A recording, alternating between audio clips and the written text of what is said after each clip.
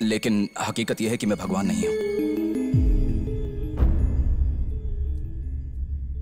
मैं एक चोर हूं।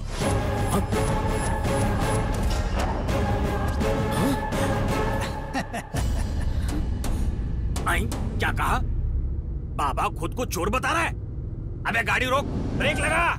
किसी ने मुझे सच कहने को कहा है।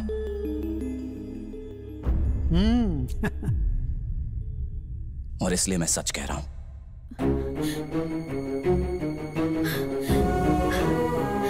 मेरे जीवन में सिर्फ 2 ही सच हैं। पहला सच मेरा प्यार है,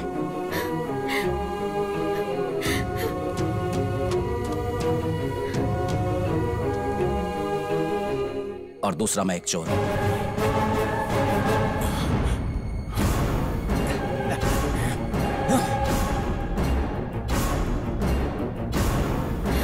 लोगों ने नहीं बोला कि हमने धोखा खाया। सीसीटीवी कैमरे से भी पता नहीं चला। गांव के लोगों पर भी अटैक नहीं हुआ। राज्य के लोगों को और प्रेस वालों को बुलाकर सबके सामने बोला कि मैं भगवान नहीं, एक चोर हूँ। बाबा ने आखिर ऐसा क्यों कहा होगा? हम आपको पल पल की खबर देते रहेंगे। कुछ दिनों पहले द्वारका अपार्टमेंट में अचानक बाबा के रूप में आया हुआ आदमी अपने आप को चोर कहलाता है। उसने ऐसा क्यों कहा, इसकी जांच पड़ताल पुलिस कर रही है। चलिए जान लेते हैं उसके मन में क्या है। मेरे जीवन में सिर्फ 2 ही सच हैं। पहला सच मेरा प्यार है, और दूसरा मैं एक चोर हूँ। मेरे पति को कुछ नहीं होगा ना डॉक्टर? 24 आवर्स तक कुछ नहीं कह सकते। हाय भगवान, अब मैं क्या करूं? सुनिए जी, अब मेरा क्या होगा? हे भगवान, बाबा ने तो कहा था कि आप ठीक हो जाओगे। सत्यानाश हो उस बाबा का। बीपी, शुगर सब कुछ आपका बढ़ गया है। मैं क्या करूं? हे भगवान, उस ढोंगी बाबा का सर्वनाश हो जाए, उसके हाथ पैर टूट जाए। Get lost waste fellow. लेकिन सर आखिर हुआ क्या है? एक गधे को भगवान बना दिया। चैनल की टीआरपी लुढ़क गई। चेयरमैन साहब की आंखों में खून उतर आया है। वो मुझे गाली दे रहे हैं। मैं वहाँ गया था तो मेरी बीवी प्रेग्नेंट हो गई थी। वो प्रेग्नेंट तुम्हारी वजह से हुई है, उसकी वजह से नहीं। ये तो सही है सर। चैनल की गुडविल डूब गई। स्पॉन्सर्स ने अपने ऐड विड्रॉ कर लिए। ट्राई टू अंडरस्टैंड सर, लेकिन गेट आउट। दारू भी नहीं चढ़ रही है तो और क्या पीऊं? मेरे जीवन में सिर्फ 2 ही सच हैं, और दूसरा मैं एक चोर हूँ। अरे मेरे भगवान कृष्ण, ये तूने क्या कर दिया है? मैंने पहले ही कहा था तुझे कि ये लड़कियों के चक्कर में पड़ेगा तो बर्बाद हो जाएगा। अब देख ले तूने क्या किया है। देख ले खुद। पहले ये खा लो। कहाँ जाएगा? आ जाएगा घर। उनके भक्तों के बीच मुझे चिंता हो रही है कहीं वो कुछ कर ना ले। स्वामी कृष्णानंद चोर हैं, ये जान के उनके भक्तों में खलबली मच गई है। उनकी सच्चाई पहले टीवी बंद करो। हे, इतनी जोर से क्यों चिल्ला रहे हो? जब भगवान ने ही मुझे धोखा दे दिया तो इस दुनिया में जीकर मैं क्या करूंगा? आज या तो वो मरेगा या फिर मैं मरूंगा। मैं अपनी जान ले लूंगा। छोड़ो मुझे, नहीं बचूंगा मैं।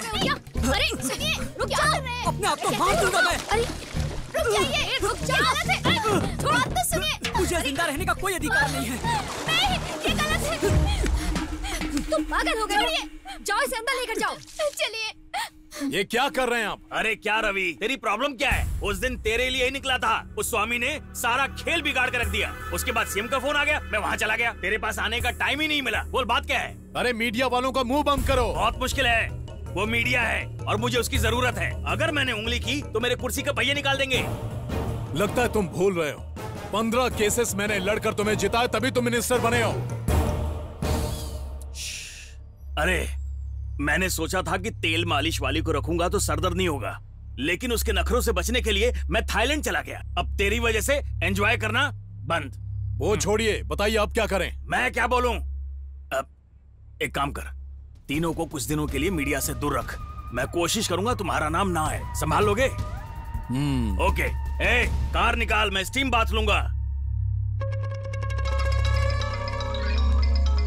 हेलो, सिचुएशन क्या है? कल से सेम सिचुएशन है, पर मीडिया वालों को पता चल गया तो सनसनीखेज खबर बना देंगे। वो लोग कहाँ पर हैं? यहीं पर हैं। एक काम करो, आधे घंटे में एम्बुलेंस वहां पहुंच जाएगी और उसमें स्वामी जी को चढ़ा दो। फिर मीडिया तो क्या, किसी को भी नजर नहीं आएगा। लेकिन जो बोला करना। अरे यार, अब तक तो अपन लोग के पीछे सिर्फ पुलिस वाले पड़े थे, लेकिन अब मीडिया वाले भी पड़ गए। इसकी वजह से पूरा करियर बर्बाद हो गया। ज्वेलरी के यहाँ जब चोरी की थी तब भी इतनी प्रॉब्लम नहीं हुई थी। मैं जानता था कि एक ना एक दिन यही होगा, लेकिन इसने कुछ सुना नहीं। अब नतीजा देख। नतीजा सोचकर अगर प्यार करना होता है तो मैं प्यार नहीं करता है। प्यार? रिपोर्टर सुजीत। ढोंगी बाबा के आश्रम में मीडिया वालों को जाने से रोका जा रहा है और मीडिया वालों से गलत व्यवहार किया जा रहा है। आश्रम में चारों तरफ गुंडे फैले हुए हैं। सिचुएशन आउट ऑफ कंट्रोल हो रही है। इस कांड में किसी बड़े आदमी का हाथ लग रहा है। आगे की जानकारी के लिए देखते रहिए साक्षी टीवी। अरे स्वामी जी आ गए। स्वामी जी। चोर बाबा कृष्णानंद स्वामी जी के पीछे आपके अलावा और कौन कौन है? क्या ये सच है कि जनता को बेवकूफ बनाया गया है और उनसे पैसे हटे गए हैं? बाबा अपने आप को चोर क्यों बुलाते हैं? क्या इसके पीछे राजनीतिक दबाव है या कोई और वजह है? इस खुलासे के बाद बाबा विदेश भागने वाले हैं, ऐसा सुनने में आ रहा है। जनता को बताइए कि क्या आपकी मुलाकात बाबा से हुई है? आप सब जो भी प्रश्न कर रहे हैं उसके उत्तर हैं मेरे पास। अगर आपके पास उत्तर है तो जनता को बताइए कि सच क्या है। न सत्यो सदृश्यो गुरु वो, सच के समान कोई गुरु नहीं है। प्रश्न करना ही आवश्यक नहीं, उनके उत्तर जानना भी आवश्यक है। आइए, ये परीक्षा का समय है। भगवान श्री रामचंद्र जी ने भी सीता जी की परीक्षा ली थी। इसका अर्थ ये नहीं कि सीता जी ने कुछ अनर्थ किया था या श्री राम जी ने कोई पाप किया था। यदि हम श्री रामचंद्र जी के दृष्टिकोण से उसे समझने का प्रयास करें तो सारे भ्रम दूर हो जाएंगे। क्या है ये भ्रम, बताएंगे स्वामी जी? भगवान श्री कृष्ण बचपन में माखन चोरी किया करते थे, तो क्या हम उन्हें चोर कहते हैं? माखन चोर कह के प्यार जताते हैं। भगवान जो भी करते हैं परमार्थ के लिए करते हैं। हम लोग उसका गलत अर्थ लगाकर आलोचना करते हैं। सीता जी की परीक्षा रामचंद्र जी की महानता बताता है। ये सीता जी की पतिव्रता को ही उजागर नहीं करता, ये श्री रामचंद्र जी को समाज में आदर्श के रूप में स्थापित करता है। वैसे ही माखन चोर का अर्थ ये नहीं कि वो सिर्फ माखन ही चुराते थे। यहाँ माखन का अर्थ हृदय है, अर्थात प्रेम का प्रतीक। वो सारी बातें छोड़िए, कृष्णानंद स्वामी ढोंगी है या नहीं वो बताइए। ये मैंने पहले ही बताया, ये परीक्षा का समय है। साल भर पढ़ाई के बाद वर्ष के अंत में परीक्षा क्यों रखी जाती है? ताकि पास होने वाला उच्च वर्ग में जाए और फेल होने वाला उसी वर्ग में दोबारा पढ़ाई करे। उसी तरह स्वामी जी ने भी अपने भक्तों के बीच में असली और नकली को पहचानने के लिए परीक्षा रखी है। भाई उन चोर भक्तों का पता लगाने के लिए ही स्वामी जी ने ये परीक्षा रखी है। मुझे पता था कि मेरा भगवान मुझे धोखा नहीं देगा। कृष्णानंद स्वामी चोर बाबा नहीं हैं। लोगों को ऐसा लग रहा है कि बाबा उनकी परीक्षा ले रहे हैं। क्या वाकई बाबा भक्तों की परीक्षा ले रहे हैं? चलिए देखते हैं बाबा के बारे में भक्तों के क्या विचार हैं। बाबा, हम अज्ञानियों के लिए आप ही भगवान है बाबा। मेरे सुहाग को बचाने वाले आप हो बाबा। Thank you sir. तुम्हारा promotion letter. Thank you very much sir. Congrats. Thank you brothers, thank you sir. मुझे पता है तुम बहुत टैलेंटेड हो। समय समय पर भगवान सबकी परीक्षा लेते हैं, इस बार तुम्हारी थी। अगर तुम्हें कुछ बुरा लगा हो तो सॉरी बेटा। करें sir. Congratulation. Thank you very much sir. Swami ji की कुछ ड्रामा लग रहा है सर। वो बोलता चोर है लेकिन लोग मानते नहीं। मीडिया और पब्लिक का खूब टाइम पास हो रहा है। ऐसा लग रहा है ये पब्लिसिटी स्टंट है सर। मतलब भगवान के लिए मार्केटिंग टीम काम कर रही। जब वो कह रहा था कि वो चोर है तो उसकी आंखों की मासूमियत देखकर मैं खुद भी कंफ्यूज हो गया था। वो इतना बड़ा एक्टर है कि उसके सच और झूठ को हम में से कोई भी नहीं पकड़ सकता। एक काम कीजिए, वहां मौजूद लॉयर्स, पुलिस, पॉलिटिशियंस, उन लोगों की बायोडेटा और डिटेल्स मुझे चाहिए। Okay sir. हाँ, एक और बात, उस आश्रम को कौन संभाल रहा है और कब से संभाल रहा है, उसकी पूरी हिस्ट्री मुझे चाहिए। Okay sir. अब उन आश्रम वाले बाबाओं की कुंडली पर ग्रहण लगेगा। क्यों बे? माइक पर क्या बोले जा रहा था? तुम जैसे सड़क छाप को रहने के लिए जगह मिल गई तो ज्यादा चर्बी चढ़ गई है क्या? हाँ? अबे सत्यवादी की औलाद, सच कहने के लिए किसने कहा था? अरे बताना कौन था वो? यहीं तेरी कब्र खोद दूंगा, कोई नहीं जान पाएगा। बता वो कौन है? क्या कौन है? जानना चाहते हो ना? तो फिर वो छोटे बाबू से पूछिए। हाँ भैया, मैंने पहले ही कहा था ना कि वो पागल है। अब क्या हो गया सर? उसने कहा तो इसने बोल दिया, अब हम ही मारने आ गए। अरे कुछ समझ में नहीं आ रहा है कि हम किसकी बात सुने और किसकी नहीं। जो देखो मारने की बात करता रहता है। छी, बेकार में फंस गए। क्या मिला हमें? इससे अच्छा वहाँ चार पैग आराम से मारते मस्ती करते। यहाँ पर क्या है, हम कुछ भी नहीं कर सकते। ना सिगरेट पी सकते, ना दारू पी सकते, ना कुछ और कर सकते हैं। एकदम बकवास लाइफ है ये, बकवास। तुझे चार दीवारी के अंदर सब मिलेगा, चल जा। Thank you sir. कमरे से बाहर कदम रखने की कोशिश की तो ठीक है सर। भैया, वो पागल चाहे जो कुछ भी करे, लेकिन आश्रम फेमस हो गया है। 50 लाख रुपए, 50 लाख रुपए। अभी तक तो मैं दुबई में सेटल हो जाता। दिमाग काम ही नहीं कर रहा, सच बोल रहा हूँ मैं। एक पैक में ही नशा चढ़ गया।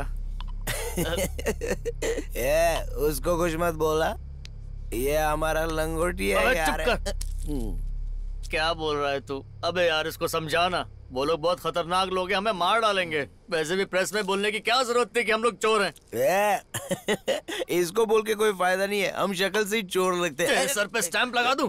एक तरह से तू भी सही बोल रहा है।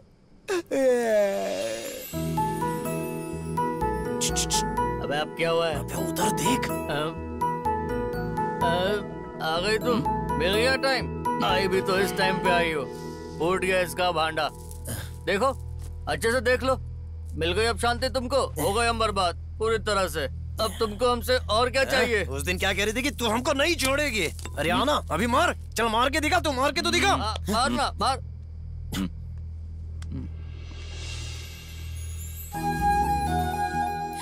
मेरे माँ बाप कौन है मुझे नहीं पता, ये तक नहीं जानता कहाँ पैदा हुआ। और एक चीज जरूर जानता हूँ खुशबू, मुझे तुमसे सच्चा प्यार है।